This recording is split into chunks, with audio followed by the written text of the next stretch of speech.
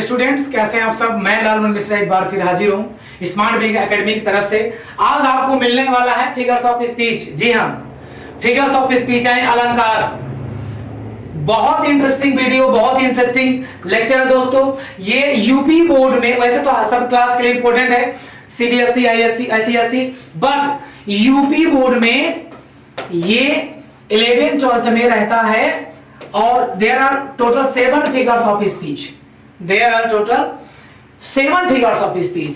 तो आज की वीडियो में हम इस पर चर्चा करेंगे दोस्तों, और चर्चा का विषय रहेगा, इसको डिटेल एनालाइज करेंगे हम। इसके पहले मैं बता दूं कि जो हमारे साथी जो स्टूडेंट्स पहली बार देख रहे हैं, सबसे पहले सब्सक्राइब करें चैनल को। आपको वीडियो अच्छा लगा, पसंद आया अगर, तो आप उसको शेयर करें, लाइक करें। जो भी क्वेरीज है आपके अंदर से, जो वीव आ रहा है, उसको कमेंट बॉक्स में जरूर दें। ठीक है, आपकी क्रिया, प्रतिक्रिया, सुझाव और हर तरह से हमें मंजूर है। दोस्तों शुरू करते हैं, इसको हम डिफाइन करते हैं। सबसे पहले फिगर्स ऑफ स्पीच। तो फिगर्स ऑफ स्पीच मैं आपको एक ट्रिक देता हूं। टोटल कितने फिगर्स ऑफ स्पीच है, मैं पहले आपको ये बता देता हूं दोस्तों। ठीक है, कितने फिगर्स ऑफ स्पीच है, तो पहले मैं आपको ये बता दूं कितने फिगर्स ऑफ स्पीच है। मैं आपको बताता हूं। SHAMPOO क्या लिख गया आप देखेंगे, शैम्पू। क्या लिख गया, शैम्पू। S फॉर होता है सिमिली, H फॉर होता है हाइपरबोल, A फॉर होता है अपोस्ट्रोफी, M फॉर होता है मेटाफर, P फॉर होता है पर्सनिफिकेशन, और O फॉर होता है ऑक्सीमोरन, और O फॉर होता है ओनोमेटोपिया। ठीक है, तो क्रम जरूर आगे पीछे हो जाता है, लेकिन आप याद रखेंगे शैम्पू स्पेलिंग क्या होती है, SHAMPOO, shampoo. S for simile, H for hyperbole, A for apostrophe, M for metaphor, P for personification, O for oxymoron, और लास्ट O फॉर ओनोमेटोपिया। अभी आपको याद नहीं होंगे, तो ये पढ़ लेंगे तो आपको याद हो जाएगा। लेट्स बिगिन दोस्तों। Before starting this topic, let me define it. परिभाषा हम देखते हैं।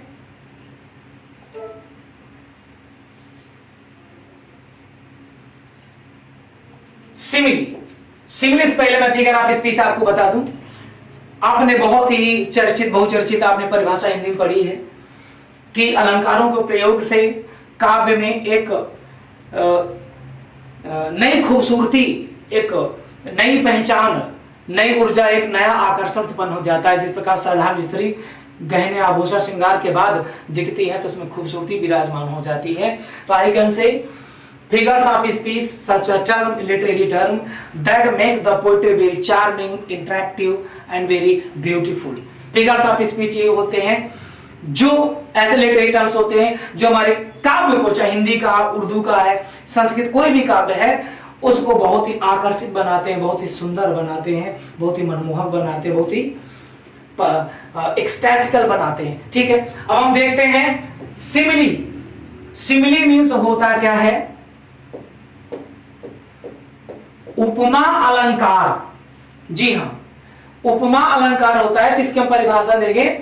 Simile is a comparison, simile प्रकार की तुलना होती है। Simile is a comparison between two different objects having at least one point is common. यानी सिमिली प्रकार की तुलना होती है, दो भिन्न भिन्न वस्तुओं की आपस में तुलना की जाती, जिससे तुलना की जाएगी वो पैरेलल, इक्वल नहीं होनी चाहिए। अगर एक इंसान तो दूसरा नदी या पहाड़ या कोई दूसरी चीज। ठीक है, बहुत ही। तो simile is a comparison between two different objects. Simile प्रकार की तुलना है जो दो भिन्न भिन्न वस्तुओं के बीच की जाती है। इसमें जिनसे तुलना की जाती है दो भिन्न भिन्न चीजें होती है, जिसमें one point, having at least one point is common. समझ गया? Simile is a comparison between two different objects having at least one point is common. एक ऐसा पॉइंट होता है जो कॉमन होता है, एक समान होता है। समझ गया? और generally indicated by such words, और इन तुलनात्मक शब्दों से के बीच रखा जाता है। जैसे तुलनात्मक शब्द आते हैं, लाइक आ सकता है, एज आ सकता है, सच आ जा सकता है, जस्ट आ जा सकता है, सो ऑन आ सकता है। अब इसको एक बार फिर समझ लीजिए। सिमिली दो भिन्न भिन्न वस्तुओं के बीच एक प्रकार की तुलना है। दो भिन्न भिन्न वस्तुओं के बीच कम से कम एक ऐसा गुण होना चाहिए, एक ऐसी बात होनी चाहिए जो कॉमन, जो दोनों में होनी चाहिए। चीजें भिन्न भिन्न है लेकिन उसमें एक गुण समान होना चाहिए। तुलना के लिए like, as, such as, just as आदि शब्दों का प्रयोग होता है। आप इसको क्लियरली देख लें और इसको नोट डाउन कर लें या स्क्रीनशॉट ले सकते हैं।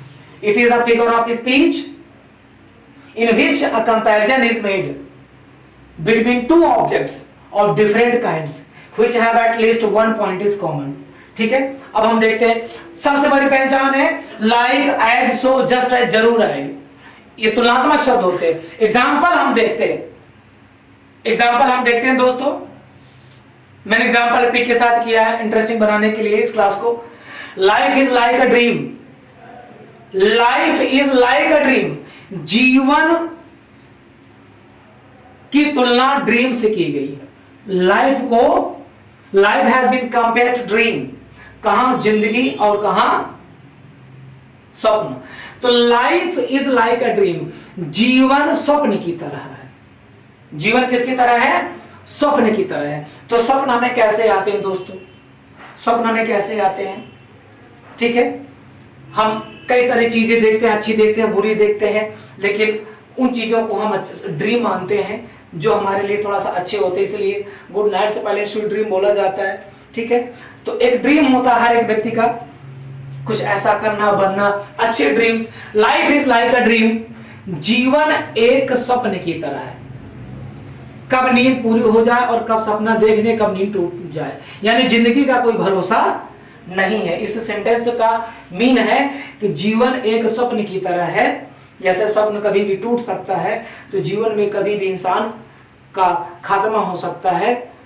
कभी किसी को आने वाला पल नहीं पता होता है। कितने लोग शाम को सोने से पहले ये ख्वाब देखकर नींद में सो जाते हैं कि कल मैं ये करूंगा, वो कर पाऊंगा, पर उनमें से कितने लोगों का सवेरा होता और कितने लोगों का सवेरा नहीं हो पाता है। इसलिए कहा गया है कि life is like a dream, जीवन स्वप्न की तरह है। तो स्वप्न की तरह है तो एंजॉय, और स्वप्न कब टूट जाए neither you know neither I. Okay, दूसरा एग्जांपल देखते हैं दोस्तों हम इसका। तो मेन आपने कहां से पहचाना? लाइक शब्द आया, जिंदगी स्वप्न की तरह है। अब आगे इसको देखेंगे हम, दूसरे एग्जांपल में देखेंगे। शी, एग्जांपल देखिएगा, lovely like a rose, she is lovely like a rose. आप देखेंगे शी मतलब किसी लेडी को, किसी लड़की को, फीमेल कैरेक्टर को बताया गया है। इज लवली, वह सुंदर है। लाइक अ रोज, लाइक मतलब की तरह, रोज मतलब गुलाब, वह किसी गुलाब के फूल की तरह प्यारी है, वह किसी गुलाब के फूल की तरह मनमोहक है। तो इस लेडी की तुलना, this lady is compare to the rose flower, इस लेडी की तुलना गुलाब से की गई है। कहां लेडी, कहां कोई औरत और कहां गुलाब का फूल, दोनों अलग अलग चीजें। कहां लेडी, कहां गुलाब का फूल, लेकिन दोनों को क्या कहा गया है? दोनों को एक दूसरे कंपेयर किया गया। अच्छा, और देखिए कॉमन क्या है? एक बात कॉमन होनी चाहिए, मैं आपको बता दूं। दोनों अलग अलग चीजें हैं, दोनों भिन्न भिन्न चीजें। आप ऐसे नोट करते जाइए टिक लगाकर।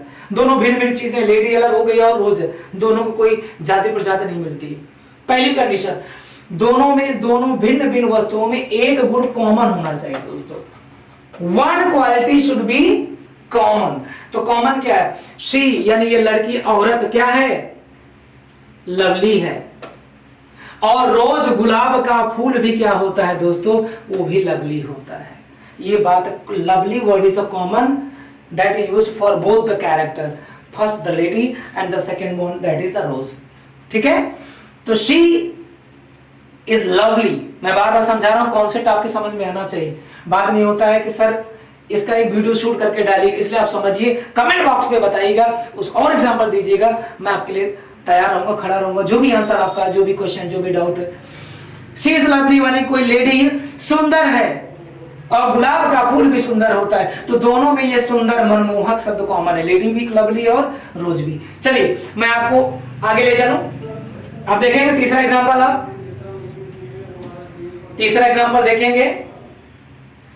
आई वैंडर्ड, मैं भटकता रहा, लोनली, अकेले, एज अ क्लाउड, बादल की तरह, एक बादल, एज आया ना, लाइक एज के जैसे, मैं बादलों की तरह, बादलों के जैसे, एज मीन जैसे, मैं बादलों की तरह या बादलों के जैसे, वैंडर्ड भटकता रहा, कैसे, लोनली। देखिएगा मैंने पिक भी दी है, कोई इसमें गुमराह व्यक्ति है और ये बादल है। बादल देखिए हमेशा हमको दिखाई दे अलग यहां से देते हैं, लेकिन हवा में बादल क्या हो जाते हैं, बिखर जाते हैं। हवा चलती है तो अलग अलग होते हैं, उड़ जाते हैं, अलग अलग भटकते रहते हैं, हवा के रुख के मुताबिक अपने आप को चलाते हैं। तो यहाँ पर आई कैंडिडेट कोई व्यक्ति बोल रहा है, ठीक है, वो गम के मूड में है, तो कि मैं बादलों की तरह, मैं बादलों की तरह अकेले भटकता रहा। यानी ये जो व्यक्ति है, आई जो कह रहा है अपने लिए, यानी मैं बादलों की तरह भटकता रहा, अकेले। बादल भी अकेले भटकते हैं, बादल, हवा जहां चलती है बादल वहीं से प्रभावित होते हैं, वहां से वो टुकड़ा अलग बहने लगता है। और यहाँ पर ये कहता कि मैं भी अकेला ही भटकता रहा, मेरे साथ तो कोई और भटकने वाला साथी नहीं। देखिए आप पिक में देख सकते हैं, वीरान सुनसान जगह में ये भटकने की नहीं, ये दुख की स्थिति नहीं तो और क्या है, आप देख सकते हैं। ठीक है, पिक मैंने दिया ताकि आपको, ये ऊपर बादल है, नीचे भटकता हुआ व्यक्ति है। तो ये व्यक्ति कह रहा है कि मैं अकेले, लोनली, अकेले बादल की तरह भटकता है। ऊपर देखिए बादल भटक रहे हैं, देख रहे हैं आप अलग अलग खंड में, और नीचे ये अकेले भटक रहा है। There is nobody with cloud and also nobody with a person. Okay? कैसे जानेंगे सिमिली है, एज आया, लाइक आया, ठीक है। मैं आपको अब दूसरे फिगर्स ऑफ स्पीच तरफ ले चलते हैं। अब मेटाफर की बात करेंगे दोस्तों, आप स्क्रीनशॉट ले सकते हैं, हर चीज मैंने बोल्ड में दी हुई है। मेटाफर का मतलब होता है रूपक अलंकार, इसका मतलब होता है दोस्तों रूपक अलंकार। ओके,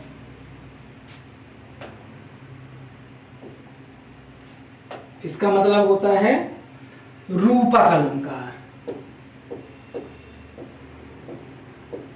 ठीक है, आप देखेंगे मेटाफर सिमिली में कोई अंतर नहीं होता, basically there is no difference in metaphor and simile. A metaphor is an implied simile। Metaphor भी एक प्रकार का implied, दर्शाया गया, बताया गया सिमिली ही होता है। मेटाफर एन इम्प्लाइड, एक तरह का पिरोया गया, बताया गया क्या होता है, सिमिली ही होता है। और एन इम्प्लाइड कंपैरिजन, इसमें भी कंपैरिजन होता है लेकिन इम्प्लाइड होती है। यानी सिमिली में हम किसी चीज को क्या करते हैं, कंपेयर करते हैं। ये उसकी तरह है, मैं बादलों की तरह भटका, वो उसकी तरह है, वो गुलाब की तरह प्यारी है।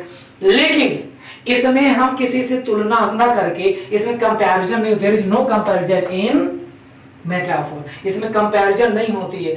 The likeness is embodied in a word and that word fuses the identity of both into one. Very good. यानी हम तुलना ना करके उस चीज को ऐसा हूबहू मान लेते हैं, तो उसमें ऐसा लगता नहीं है कि दोनों चीजें अलग हैं। एग्जांपल्स मैं आपको बताऊंगा। और words of comparison like, as, just as, so as, ये बिल्कुल भी यूज नहीं होते, यानी तुलना के शब्द यूज नहीं होते हैं। ध्यान देंगे कैसे, अब मैं आपको पहले लिख के बता देता हूं, ठीक है। आप देखेंगे life is but a walking shadow. आप एग्जांपल देखते हैं सेंटेंस, लाइफ इज, लाइफ जिंदगी तो है लेकिन एक वॉकिंग, टहलती हुई छाया, चलती फिरती छाया है। जिंदगी एक चलती फिरती छाया है, और कभी छाया चलना फिरना बंद करके कोई भरोसा नहीं, क्योंकि छाया हमेशा बॉडी को फॉलो करती है, ठीक है ना। ये बॉडी हमेशा आत्मा को फॉलो करती है। आत्मा कब छोड़ दे, शरीर छूट जाएगा, और शरीर जब छूट जाएगा तो परछाई अपने आप छूट जाएगी, ठीक है ना। ध्यान देंगे आप। तो लाइफ इज वॉकिंग शैडो, इसमें लाइक, एज, सो एज कोई शब्द नहीं आया है। जिंदगी एक चलती फिरती छाया है। अब इसको हम, ये रूपक है, ये मेटाफर है दोस्तों, मेटाफर है, ऑलराइट। इसी को हम सिमिली कैसे बनाएंगे, देखिएगा। लाइफ, मैं थोड़ा बोल्ड में लिखता हूं,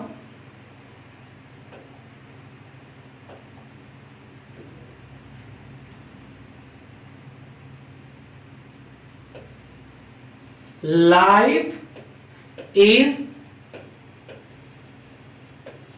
like a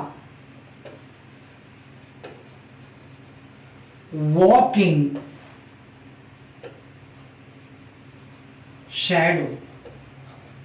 आप देख पा रहे हैं किस शब्द से आप जान जाएंगे कि दोस्तों ये सिमिली हो गया, ये सिमिली हो गया, और ये क्या है, मेटाफर है। सेकेंड नंबर ये वाला मेटाफर है, ऊपर वाली सिमिली। कैसे आप डिफरेंशिएट कर पा रहे हैं, देखें आप।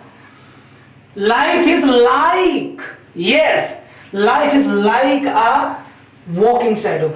जीवन एक चलती फिरती छाया की तरह है, छाया की भांति है, इसमें की तरह माना गया है। और इसमें कहा गया है कि जिंदगी एक चलती फिरती छाया की तरह ही, बल्कि जिंदगी एक चलती फिरती छाया ही है, वो ऐसा मान लिया। दूसरा एग्जांपल मैं आपको दिखाना चाहूंगा, आप फिर समझे इसको। दूसरा एग्जांपल मैं आपको देना चाहूंगा, इसको समझे आप। Life is a dream. देखिए ड्रीम है, आसमान में बिस्तर जा रहा है, जब हम सोते हैं लेटे जरूर होते हैं बिस्तर में, लेकिन हमारी कल्पना कहीं आकाश में, कहीं जंगल में इस तरह से भ्रमण कर रही होती है, ड्रीम। तो लाइफ इज अ ड्रीम, जीवन क्या है, एक सपना है। और इसी को हम अगर सिमिली बनाएंगे, चलिए मैं वेट कर रहा हूं, आप जवाब देंगे कमेंट बॉक्स में, रीड करके मैं आपको आंसर दूंगा। लाइफ इज अ ड्रीम ये मेटाफर है, जिंदगी एक स्वप्न है, इसको हम सिमिली बनाएंगे दोस्तों। Life is like a dream. आशा करता हूं आप सबने अच्छा आंसर दिया होगा। Life is like a dream, जीवन एक स्वप्न की तरह है, स्वप्न की भांति है। लाइक आ गया, एज आ गया तो सिमिली बन गया, और इसमें कहा कि जीवन एक स्वप्न की भांति नहीं बल्कि एक स्वप्न ही है, उसको ऐसा हूबहू मान ले तो क्या हो गया, मेटाफर। बस यही डिफरेंस होता है। एक एग्जांपल और देना चाहूंगा मैं, पिक के साथ है, इंटरेस्टिंग है दोस्तों। इसमें लॉयन देख पा रहे हैं आप। The lion is the king of the forest. The lion is the king of the forest. The lion is the king of the forest. ठीक है, इसमें आप पहचाने, इसमें आप देखेंगे the lion is the king of the forest. शेर जंगल का राजा होता है, ध्यान दें, शेर जंगल का राजा होता है। और इसे में अगर हम सिमिली बनाना चाहें तो द लॉयन इज लाइक, आप भी आंसर दें, like the king of forest. यानी दोस्तों शेर जो होता है, लायन होता है, जंगल में जंगल के राजा की तरह होता है। तो तुलना हो गई, वो जंगल के राजा की तरह नहीं होते बल्कि जंगल का राजा ही होता है। ऑलराइट, ये बात समझ में आपके आ चाहिए। जैसे the camel is the ship of the desert. मुझे आंसर दीजिए कमेंट बॉक्स में, आपको दो क्वेश्चन दे रहा हूं। The camel is the ship of the desert और the camel is like the ship of the desert. एक में लाइक है, एक में लाइक नहीं। कमेंट बॉक्स में आपके आंसर का वेट करूंगा दोस्तों। चलिए आगे मैं देखता हूं, पर्सनिफिकेशन। पर्सनिफिकेशन इसको हम कहते हैं मानवीयकरण, इसको हम कहते हैं मानवीयकरण या व्यक्तिकरण। मानवीयकरण या व्यक्तिकरण, हम इसमें मानव किसी चीज को मानवीय कर देते हैं, यानी मानव कर देते हैं, उसको के साथ मानव जैसे बिहेव करते हैं, इसलिए इसका मानवीकरण हो गया, है ना। इंसानी कर मानवीय, इंसान की तरह, ह्यूमन की तरह बिहेव करते हैं। अब इसलिए हम डेफिनेशन देखते हैं। Personification is a figure of speech. Personification एक ऐसा अलंकार होता है बाय विच, जिसके माध्यम से वी एट्रीब्यूट लाइफ, हम जीवन को मानते हैं, and mind to inanimate things. Here lifeless objects or abstract idea are treated as if they were human beings. इस अलंकार में हम निर्जीव वस्तु को, किसी विचार को, किसी भाववाचक संज्ञा को ऐसे उसके साथ बिहेव करते हैं जैसे if they were human being, जैसे वो इंसान हो, जैसे उनके पास एक आत्मा हो, सूझ हो, बूझ हो, ऐसे उनके साथ हम बिहेव करते हैं। उनमें कोई सूझबूझ नहीं, पर हम ऐसे बिहेव करते हैं जैसे वो इंसान हो। कैसे? निर्जीव वस्तु को, किसी अवसर को, ऐसे एब्स्ट्रैक्ट नाउन को हम बिहेव करते हैं जैसे उनमें जान हो। ठीक है, अब हम आगे देखते हैं इसको, इस चीज का ध्यान देंगे। किसी निर्जीव वस्तु को, विचार को हम सजीव मान लेते हैं। ध्यान देंगे आप, एग्जाम्पल देखेंगे आप। एग्जाम्पल क्या दोस्तों? N anxiety is sitting on her face. Anxiety means होता है चिंता, तनाव। चिंता is sitting on her face, उसके मुखड़े पर विराजमान है, उसके मुंह पर बैठी हुई है। ध्यान देंगे आप, ये जो लेडी का हमने फिगर दिखाया, ये पिक दिखाया, anxiety sitting on her face, इसमें ये चिंतित दिख रही है, चिंता को उन्होंने बिठाया इसके चेहरे पर, ये दुखित है। अब आप फेस से देख सकते हैं चिंता है। अब बताइए चिंता क्या है? एक भाववाचक संज्ञा है। दुख किसी को मिला रास्ते में, हेलो भाई कौन, रास्ता क्यों छेक रहे हो? नहीं नहीं दूर चलो मैं दुख हूं। तुम कौन? मैं चिंता, जानते नहीं ना, मैं इंसानों पर बैठ जाती हूँ। ऐसा क्या पॉसिबल है दोस्तों? हम उनको सजीव मानते हैं। अरे चेहरे पर मच्छर बैठ सकता है, मक्खी बैठ सकती है, कोई पक्षी बैठ सकता है, कोई निर्जीव हो जिसको न छू सकते हैं, न देख सकते हैं, न पकड़ सकते हैं, सिर्फ फील कर सकते हैं। मन दुखित है मतलब उदासी है, तो चिंता उसके चेहरे पर बैठी है। तो बैठेगा तो वही जिसका अपना बॉडी होगा, हाथ पैर होंगे। बिना हाथ पैर के, बिना बॉडी के बैठना पॉसिबल नहीं है। तो चिंता को बैठाया गया। ऐसे चिंता बिहेव, इसको एंजाइटी को कैसे बिहेव किया गया है? जैसे कि सजीव। तो क्योंकि कोई भी निर्जीव वस्तु अपसाइड डाउन कभी बैठती नहीं है, तो यहाँ पर बैठना, उठना, चलना, देखना है ना, ये सब क्या है? किसी चीज के साथ जोड़ दिया जाए तो वो नाउन होती, वो लाइव चीज होती। मैं चलता हूं, मैं खड़ा हूं, मैं पढ़ा रहा हूं, तो मैं सजीव हूं। आप कह दें कि मेरे तकलीफ तुम्हें दिखाई नहीं देती, मेरी तकलीफ मेरे चेहरे पर झलक रही थी, मेरी तकलीफ, मेरी चिंता मेरे चेहरे पर बैठी थी। समझ गए? तो कहां बैठी थी? पसीना है, चिंता नाम की कोई चीज नहीं। समझ गए? तो उसको हम बैठना उठना सजीव तरह बिहेव करते हैं। दूसरा एग्जांपल आपको समझ में आएगा, तीसरा एग्जांपल और अच्छे समझ में आएगा। दूसरा एग्जांपल है दोस्तों, लव इज ब्लाइंड। आप पिक में देख सकते हैं, प्रेम अंधा होता है। लव इज ब्लाइंड, प्यार अंधा होता है। एग्जांपल में आपको बहुत अच्छा दिखा है और आप देखें, एंजॉय भी करें। लव इज, प्रेम वाकई में अंधा होता है। आप समझ गए ना? कहावत है ना कि दिल लगा गधी से तो परी क्या चीज है, तो वही कहावत यहाँ पर लागू हो रही है। आप देखेंगे ये हैंडसम सा पर्सन और ये काली कलूटी आपको लेडी, लेकिन they can't leave the company because they are just behaving husband and wife. Why? क्यों? प्रेम मन का होता है दोस्तों, प्रेम शरीर का नहीं होता है। प्रेम मन का होता है, प्रेम शरीर का नहीं होता। जो शरीर से प्रेम करता है वो प्रेम नहीं करता। दैट इज अ हम्बग, वो फरेब है ना, that is a cheating, that is a deceiving. वो चिंता, वो फरेब है, वो झूठ है। तो देखिए प्रेम अंधा होता है, इसे बाद में एग्जांपल क्लियर करना, no need to explain about this, अपने आप है। ठीक है, प्रेम अंधा होता है। अब अंधा कौन होता है मैं आपको बता दूं। अंधा तो वही होता है दोस्तों जिसके पास आंखें होती हैं। आप समझिए, अंधा वो होगा जिसकी आंखें होंगी। और आंखें कहां होगी? आंखें हमेशा शरीर में होती, हाथ पैर सिर पेट छाती फिंगर सब क्या होती है? शरीर में। और प्रेम क्या है? ये प्रेम क्या है? एक भाव है, भाववाचक संज्ञा है। प्रेम एक भाव है। We can feel, we can realise love, hatred, but we can't see, but we can't touch, we can't hold. ठीक है, हम देख नहीं सकते, पकड़ नहीं सकते, छू नहीं सकते। प्रेम क्या है? आपके प्रति मेरा प्रेम है, मेरे प्रति आपका प्रेम है, मैं फील करता हूं, आप फील करते हो। आप कहा कि प्रेम दिखाओ, तो सीना में पार दूंगा तो ब्लड देखेगा, प्रेम नहीं देखेगा। तो फील करने की चीज है। समझ गए? तो लव इज ब्लाइंड। ठीक है, प्रेम को अंधा बताया गया। अंधा तो जीव जंतु हो सकता है जिसकी आंखें होती, इंसान हो सकता है जिसकी आंखें हो सकती है। ठीक है, प्रेम के कोई पास आंखें नहीं होती, उसको सजीव माना गया। प्रेम को क्या माना गया? सजीव, तभी इसको अंधा दिखाया गया। आशा करता हूं आपको समझ में आया होगा। अगले वीडियो की ओर, अगले एग्जांपल की ओर हम चलते हैं दोस्तों। Experience is the best teacher. ये तो कलाम साहब है, एक्सपीरियंस नहीं है, लेकिन चेहरे पर इनके हमें अनुभव की झलक है ना, वो अनुभव का की प्रसन्नता हमें बिल्कुल झलक देती है। ठीक है, एक्सपीरियंस तो कहते हैं neither you teacher neither I teacher, experience is the best teacher.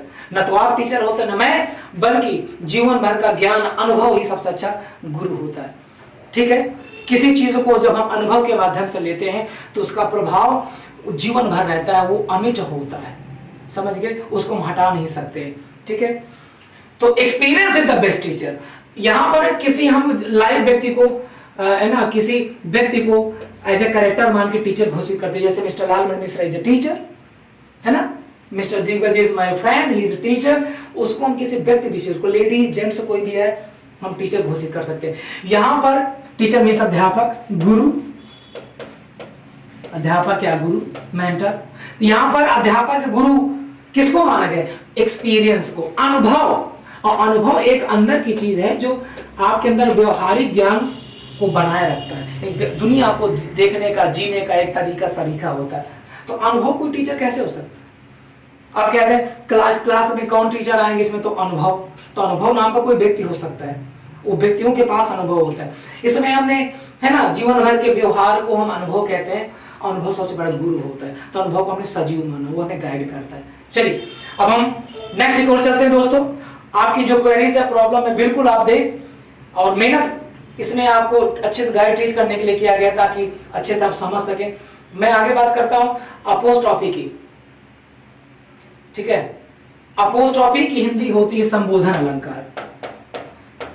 संबोधन अलंकार, ध्यान देंगे, संबोधन अलंकार, it is a figure of speech whose force lies in addressing a dead person, an animal, a thing or abstract quality or idea, as if it were alive, present and capable of understanding। Hindi बताता हूं, इन दोनों का थोड़ा सा काफी close relation है, personification और apostrophe का। पर्सनिफिकेशन मानवीकरण, किसी निर्जीव चीज को, विचार को, वस्तु को, भाव को हम सजीव मानते हैं। निर्जीव वस्तु को, भाव को, विचार को सजीव मानते हैं। और अपोस्ट्रोफी में किसी निर्जीव वस्तु, विचार, निर्जीव भाव को हम सजीव तो मानते ही मानते हैं, यानी पर्सनिफिकेशन इसमें आ गया। सजीव तो मानते ही मानते हैं। सजीव मानने के साथ साथ हम क्या करते हैं दोस्तों? सजीव मानने के साथ साथ हम संबोधन भी करते हैं। ध्यान दें आप, बहुत बड़ी बात है। निर्जीव वस्तु को सजीव मानते हैं, पर्सनिफिकेशन, और निर्जीव वस्तु को सजीव मान करके उसको संबोधित करना। We behave to the dead things as they are living and also address them। सजीव मानते हैं, उनके साथ व्यवहार करते हैं जैसे कि इंसान के साथ करते हैं, और उनको हम एड्रेस भी करते हैं, संबोधित भी करते हैं। जैसे अगर किसी का कोई फैमिली या मेंबर या कोई दोस्त दुनिया में न रहा हो, उसकी तस्वीर टंगी हो, हम अगर पूछे कौन है, तो वो दुखी होकर बताता है ये मेरे पिताजी है। ये उसके पिताजी नहीं, ये उनके पिताजी की फोटो है। एक्चुअली पिताजी तो दुनिया में नहीं रहे, पर फोटो को भी वो क्या मानता है? ये मेरे पिताजी है। वो पिताजी नहीं, एक्चुअली वो पिताजी की तस्वीर है, लेकिन सब हमारे व्यक्ति को क्या माना जा रहा है? सजीव माना जा रहा है, उसे जान नहीं है, ठीक है। अब कभी वो व्यक्ति उस अपने पिताजी की टंगी फोटो के सामने रोने लगे कि पिताजी आप हमें दुनिया में बेसहारा छोड़कर चले गए, आप थे तो सब कुछ था, हम किससे कहें। वो फोटो से बात करें और फोटो को संबोधित करें। फोटो निर्जीव वस्तु है, फोटो को संबोधित करें। सजीव को निर्जीव को सजीव माना, और सजीव मानने के साथ साथ संबोधित भी कर रहा है कि पिताजी आप कहां चले, उससे बातें कर रहे हैं। तो वो चीज क्या हो गई? वो चीज हो गई अपोस्ट्रोफी, ठीक है। तो निर्जीव चीज को हम सजीव मानते हैं, मानने के साथ साथ संबोधित भी करते हैं, ठीक है। अब एग्जांपल्स मैं आपको देता हूं, दोनों में क्लोज रिलेशन आप पढ़ेंगे, फिर क्वेरी देंगे, फिर आपको मैं समझाऊंगा, ठीक है। Death where is thy, O death, अरे वो मौत, संबोधित किया गया। अपोस्ट्रोफी का चिन्ह सबसे बड़ी बात है दोस्तों, क्वेश्चन मार्क किसी अगर फिगर ऑफ स्पीच में आता तो इसी में आता है, और फिर क्वेश्चन मार्क भी आएगा और अपोस्ट्रोफी का मार्क भी आएगा, संबोधन का भी चिन्ह। क्वेश्चन मार्क ना भी आए तो आपको ये मान चलिए कि संबोधन का चिन्ह जरूर आएगा, संबोधन का चिन्ह आपको जरूर मिलेगा, इतना ध्यान देंगे आप। ओ डेथ, अरे वो मौत, और इस था स्टिंग, तेरा प्रभाव, तेरा लूटने का, फंसाने का मान। स्टिंग मतलब होता है दबा देना, दमन कर देना। कहां है तेरा दमन? स्टिंग, दमन। देखिए ये रोते हुए चेहरे हैं, ये फेस आपको दिख पा रहा है, आप देखेंगे पिक दी हुई है, व्यक्ति मरा हुआ है, इसके फैमिली मेंबर्स रो रहे हैं।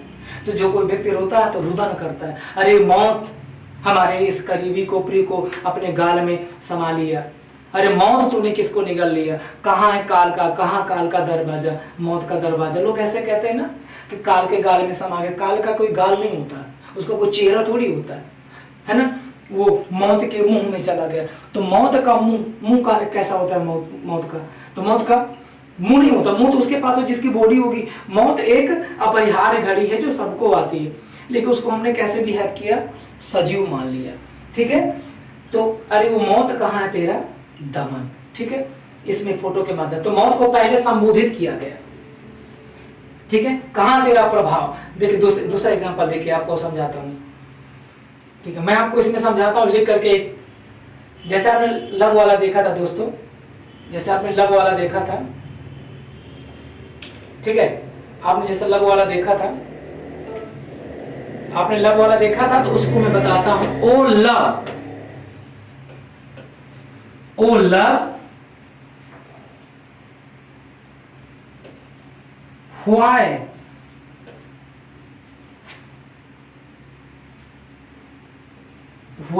आर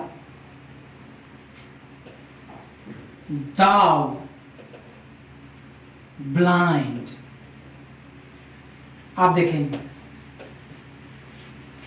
ओ लव, अरे वो प्रेम,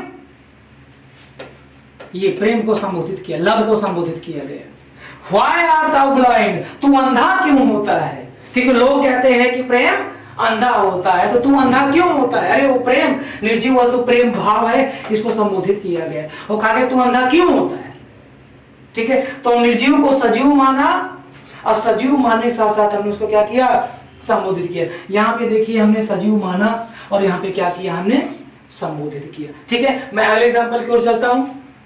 आप देखेंगे इसी का अगला एग्जांपल दोस्तों। ओ जूलियस सीजर दाउ आर्ट माइटिएट। समझिए आप, जूलियस सीजर जब मर गया था तो कैपिटल ब्रूटस क्या कहता है उसमें, ओ जूलियस सीजर, अरे मरे ओ जूलियस सीजर, तो अभी भी शक्तिशाली है। क्योंकि जूलियस सीजर अब विलियम शेक्सपियर का ये ट्रेजेडी है, प्ले है, आप देखें पढ़े होंगे इसको। ओ जूलियस सीजर, अब जूलियस सीजर मरा हुआ है। अब मरी हुई व्यक्ति क्या हो गई, मरा हुआ कोई व्यक्ति क्या हो गया दोस्तों, निर्जीव हो गया। समझ गए। अब कहते हैं कि जूलियस सीजर दाऊ यानी तू, आर्ट माइटिएट मतलब बना है, बना हुआ है ना, जिंदा बना हुआ है, तो अभी मौजूद है। माइटी शक्तिशाली, येट मींस अभी भी, तो अभी भी जिंदा और मजबूत बना हुआ है, तेरी मजबूती मर जाने के बाद भी। तो देखिए निर्जीव वस्तु, dead body is a non living thing, तो पहले उसको हमने क्या किया, सजीव माना, क्योंकि तू अभी भी शक्तिशाली है, तो अभी भी शक्तिशाली है। जान कहां होती है उसमें, लेकिन उसको शक्तिशाली, माइटी बोला गया, शक्तिशाली है। और क्या कहा गया, ओ जूलियस सीजर, हे जूलियस सीजर, संबोधित किया गया। तो पहले हमने सजीव माना और उसको क्या किया, बाद में संबोधित किया। तो किसी निर्जीव वस्तु को सजीव मानने के साथ संबोधित कर देते हैं, उसको क्या कहते हैं, उसको कहते हैं अपोस्ट्रोफी। अगला एग्जांपल मैं आपको दिखाता हूं, फ्रेलिटी।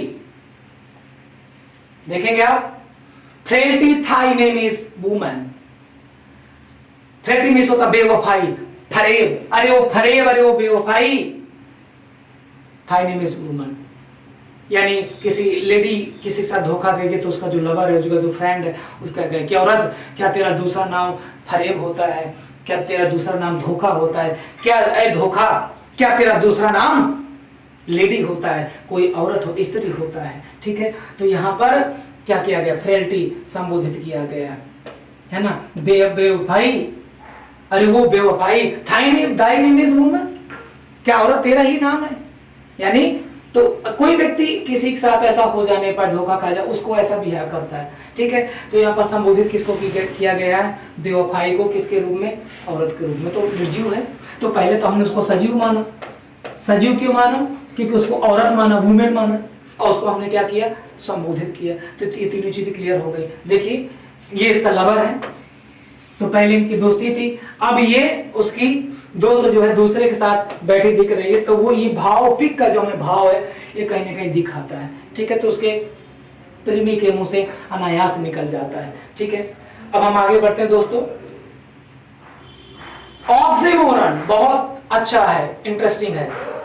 विरोधाभास, विरोध का जहां आभास हो, विरोधाभास, विरोधाभास। ध्यान देंगे आप, it is an association of two words और phrases of having opposite meanings.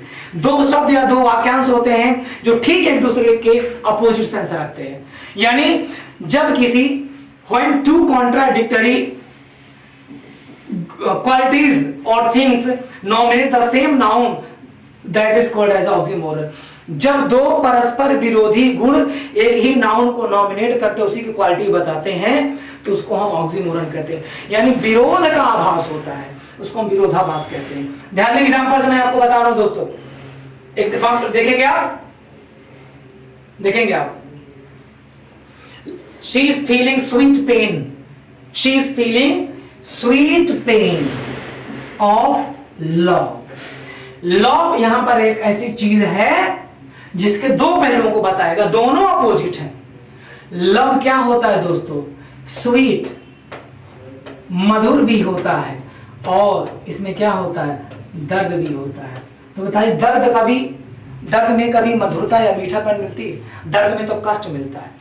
दर्द में कभी भी स्वीटनेस, मधुरता, मीठापन नहीं मिलता है। सुख में मीठापन मिलता है, और दर्द में हमको दुख, कड़वाहट होता है। लेकिन प्रेम को क्या दिखाया गया? ये स्वीट पेन है, मीठा दर्द है। दर्द होगा तो उसका जो है लक्षण, उसकी फीलिंग बैड होगी, कड़वा होगा। लेकिन लव को क्या बताया गया? Sweet pain. जो चीज स्वीट होगी वो कभी पेन नहीं देगी दोस्तों, देखने वाली चीज है। और जो इसमें पेन होगा वो चीज कभी स्वीट नहीं हो सकती है। इसलिए लव को लेकिन दोनों चीज बताया गया, स्वीट पेन है, ठीक है, स्वीट पॉइजन, स्वीट पेन है। अब देखिए दूसरा एग्जांपल मैं आपको बताता हूं दोस्तों, she is my sweetest enemy. बहुत अच्छी बात, आप पिक में देख पा रहे हैं, पिक में सब कुछ बना हुआ है। शी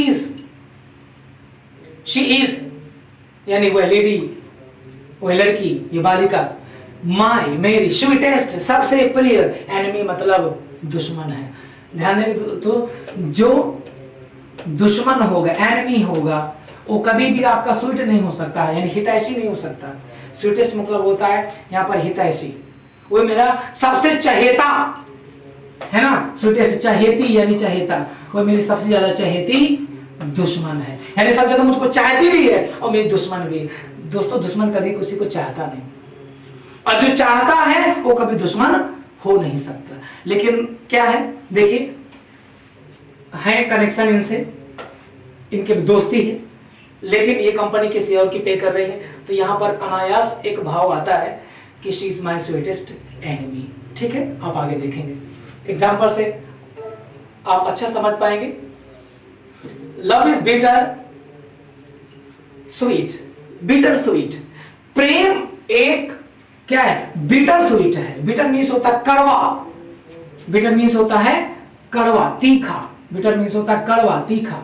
ध्यान देंगे, कड़वा या तीखा। और स्वीट मीन्स होता है मीठा।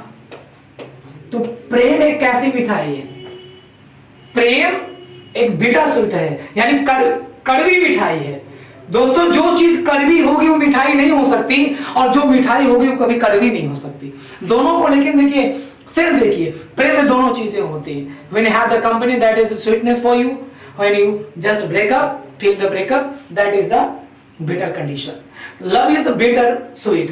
प्रेम एक कड़वी मिठाई है ना, तीखी मिठाई है। तो इसमें बिटरनेस भी है और स्वीटनेस भी है, कड़वापन भी, तीखापन भी। ये लोग खुश हैं तो मीठापन है। इसमें देखिए महोदय साहब लट्टू हो रहे हैं बैठे बैठे, इसका मतलब समथिंग इज गड़बड़ी, किसी और से चाहते थे क्या, कैसे कंडीशन अपने आप शो हो रही है। तो प्रेम एक कड़वी मिठाई। ध्यान देंगे, जो मिठाई होगी कड़वी नहीं होगी, जो कड़वी होगी उसको मिठाई नहीं कह सकते। पर एक ही चीज के दो परस्पर विरोधी गुण को दिखाया जा रहा है। ठीक है, लव को यहां पर दिखाया गया। दोस्तों मैं आगे चलता हूं। हाइपरबोल, अतिशयोक्ति। वैसे भी लोग थे ज्यादा हाइपर मत बोल, लोग बोलते हैं, आपने सुना होगा ज्यादा हाइपर मत बोल, ज्यादा ऊंचा मत बोल। तो हाइपर होता है फेकोलॉजी, बढ़ा चढ़ाकर किसी चीज को क्या करना, बयां करना, है ना। Express tell something about the thing beyond its proper limit और मोर देन द लिमिटेशन। किसी चीज को हकीकत से ज्यादा बढ़ा चढ़ाकर उसका बखान करना, प्रस्तुत करना, वो क्या कहलाता है? अतिशयोक्ति कहलाता है। ठीक है, it is a figure of speech of exaggeration of over statement. बढ़ाया हुआ, अतिशयोक्ति, बढ़ा चढ़ा के किसी चीज को प्रकट करना, high emphasis on the statement, है ना, उस अपने वक्तव्य में एम्फेसिस दबाव देकर किसी चीज को हकीकत से बहुत छोटा दिखा देना। अरे वो मेरे सामने कुछ नहीं, चाहो तो मसल दूं उसको मच्छर की तरह। भला कोई व्यक्ति किसी दूसरे व्यक्ति को मच्छर की तरह मसल सकता है? पर नहीं, अपना प्रभुत्व जमाने के लिए क्या उसकी औकात क्या, मच्छर तरह मसल दूंगा उसको। लोग ऐसा बोलते हैं। और कभी कहते हैं अगर कोई बहुत बलशाली तो क्या कहते हैं, अरे उसकी हाथी जैसे शरीर है, पहाड़ जैसे शरीर है। भला इंसान पहाड़ जैसे हाथी जैसे शरीर पाता है क्या? आप सोचिए, नहीं ना। जी हाँ, हंसने की बात नहीं, सही बात है। लेकिन लोग बखान कैसे करते हैं? कोई अगर चौराहे पे गोलीबारी हो गई, कोई किसी के एक या दो गोली लग गई, मार गया, तो लोग क्या कहते हैं, अरे उसने चौराहे पर खड़े होकर सैकड़ों गोली बरसा दी, हम तो थे।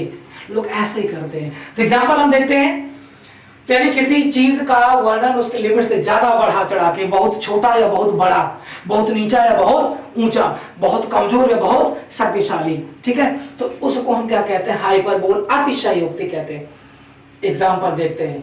एग्जाम्पल में क्या देखो मैंने दिया है, she wept an ocean of tears, she wept an ocean of tears, she wept वह रोई, an ocean क्या रोई, एक महासागर, रो रो कर एक महासागर भर दिया, किसका, of tears आंसुओं के, उसने आंसुओं का एक महासागर बना दिया। इतने है ना, इतना ज्यादा रोए कि महासागर। दोस्तों कोई भी कितना भी रोए, देखिए आंख है और आंख से झरना, आंसू गिर रहे किस तरह से, झरने की तरह, ठीक है। तो ये एग्जांपल के करीब ये पिक्चर हो रही है।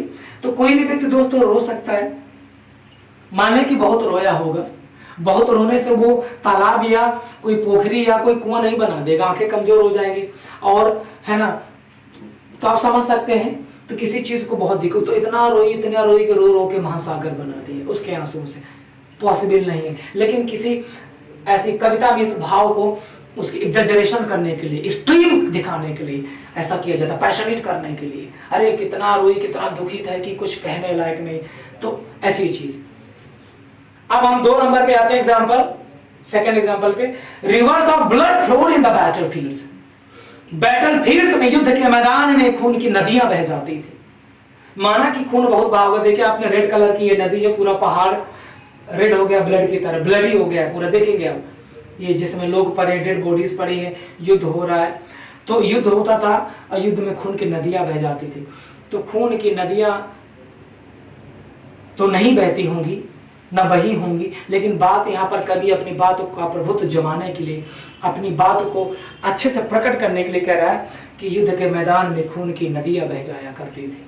कितना भी ब्लड बहा होगा, लेकिन मैं नहीं मान सकता हूं कि खून की नदियां बह गई होंगी।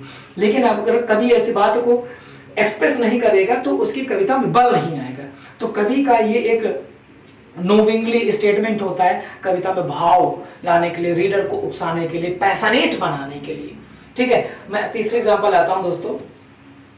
तीसरा एग्जांपल है rape of the lock, Alexander pope का एक है ना राइटिंग बुक है। तो उसमें हीरोइन होती है बेलिंडा। तो Belinda smiled and all the world was gay, ये मतलब होता है प्रसन्न चित्त, यानी वो हीरोइन, वह नायिका मुस्कुरा दी और पूरा का पूरा संसार खुशी से भर गया, खुशी से झूम उठा। यानी को देखिए एक व्यक्ति सामने हंसता हुआ है और जितने लोग सब ताली बजा के हंस रहे, पिक दी है। तो कोई भी हीरोइन इतनी सुंदर, इतनी प्रभावशाली तो नहीं होगी कि वो किसी अपने देश में एक जगह बैठ के हंस देगी और यहाँ चित्रकूट, बांदा, यूपी, एमपी, प्रयागराज हर जगह लोग खुश हो जाएंगे, ऐसा पॉसिबल नहीं, ठीक है। ऐश्वर्या राय जी अगर मुंबई में अपने निवास छत में बैठ के हंसेंगी तो क्या पूरा महाराष्ट्र हंसेगा, पूरा इंडिया हंसेगा? पॉसिबल नहीं है। लेकिन ऐसा बताया जाता है, ठीक है ना, कि वो जब हंसती हैं तो चांद भी शर्मा जाता है। भला किसी के हंसने चांद क्यों शर्माएगा? ग्रहण थोड़ी उसको लगे, ग्रहण लगेगा तब वो जाके ढकेगा। लेकिन कविता में कवि जब ऐसी चीजों को लेता है ताकि अपने कवित्व शैली में, पोएटिक टैलेंट में जान ला सके, पैशन ला सके। दोस्तों आगे चलते हैं, हम इसको समझना बहुत जरूरी है, आप समझते हैं अच्छे से, ठीक है। अब देखेंगे ये लास्ट है दोस्तों, ओनोमेटोपिया, ध्वनि सूचक अलंकार। ध्वनि सूचक अलंकार, जी हां, ये क्या है? Onomatopoeia is the employment of words that imitate. ये शब्दों का की बनावट होती, वो आवाज की बनावट है, इमिटेट जिससे शुरुआत होती है, वो आवाज हमें सजेस्ट करती है, साउंड इको द सेंस, उस आवाज को, यानी on the basis of the sound, as we listen the sound, we can guess without looking the face of any kind of the birds, animals and human beings, and we immediately identify who is speaking, who is telling, who is crying or who is weeping, who is singing. आवाज के माध्यम से जब हम जीव जंतुओं को, birds को, एनिमल्स को, किसी को हम पहचान लेते हैं, आवाज को सुनकर वो हमको इफेक्ट करती है, प्रभाव डालती है, ठीक है। तो वो उसमें जो हम शब्द सुनते हैं साउंड के माध्यम से, तो हम वो शब्द हमें, साउंड हमें सजेस्ट करते हैं कि यार इस तरह तो कोयल बोलती कू, भौं तो कुत्ता भौंकता है, कुत्ते को नहीं देखा तभी बता दे कुत्ता है। मोर का बोलना म्यू म्यू, बिल्ली का बोलना तो बिल्ली बोलेगी, तो बिना देखे बोलेंगे देखो कहीं बिल्ली है क्या, ठीक है। क्यों? हम साउंड से पहचान जाते हैं। तो साउंड से जिस हम एनिमल, बर्ड्स को, किसी को पहचान ले बिना देखे हुए, वहां पर क्या होता है, ठीक है, ओनोमेटोपिया। तो ओनोमेटोपिया में शब्द दिए होंगे, जैसे snake is hissing, cat is mew mew, तो यानी कैट, तो कैट क्या है बोलेंगे तो हम जान जाएंगे, कोई भी जानवर प्रकट करेगा, ठीक है। तो हम साउंड के माध्यम से आपको बताते हैं। एग्जांपल देखिए, अब एग्जांपल देखें तो आपको समझ में आएगा, ठीक है। पहला एग्जांपल देखें क्या है, अब समझेंगे। The lion roars in the forest, शेर जंगल में दहाड़ता है, और कहते हैं शेर की दहाड़ सुनकर अच्छे अच्छे सूर भी का भी कलेजा धंस जाया करता है। तो लायन रोर्स, रोर्स मींस दहाड़ना। अब ये शब्द क्या है, दहाड़ना है ना, शेर दहाड़ता है, तो दहाड़ना, रोर शब्द समझ गए कि दहाड़ आवाज को प्रस्तुत कर रहा है। अब शेर कैसे दहाड़ता है, मैं आपको आवाज इसकी सुना रहा हूं। देखिए शेर कैसे दहाड़ता है, बिना आप देखेंगे नहीं, आप वीडियो में देखेंगे, ये जो एग्जांपल से आवाज सुनेंगे लॉयन की, और आप पहचान जाएंगे कि वाकई में लॉयन है। ऐसे आप सुनिएगा।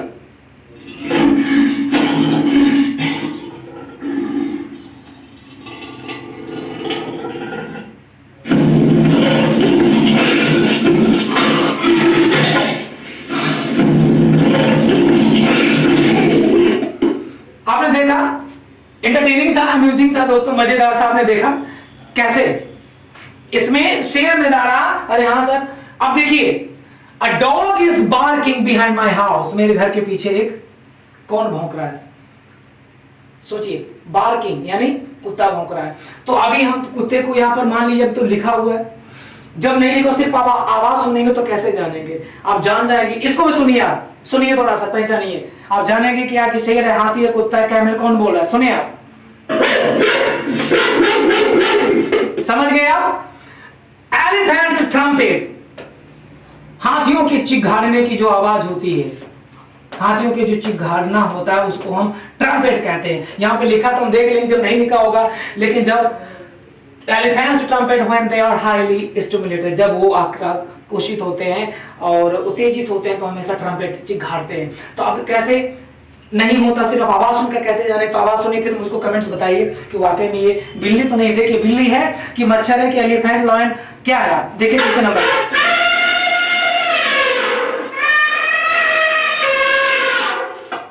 देखा आपने दोस्तों, इंटरटेनिंग था, अम्यूजिंग था, यानी आप पहचानेंगे कि एलिफेंट की आवाज है। ऐसे भी बर्ड जब करेंगे, ट्यूटर करेंगे, पक्षी की चहकने की आवाज, कचबच करते रहेंगे तो आप समझ जाएंगे कि कौन कर रहा है। इसको सुनिए आप, फिर बताइए। यहां पर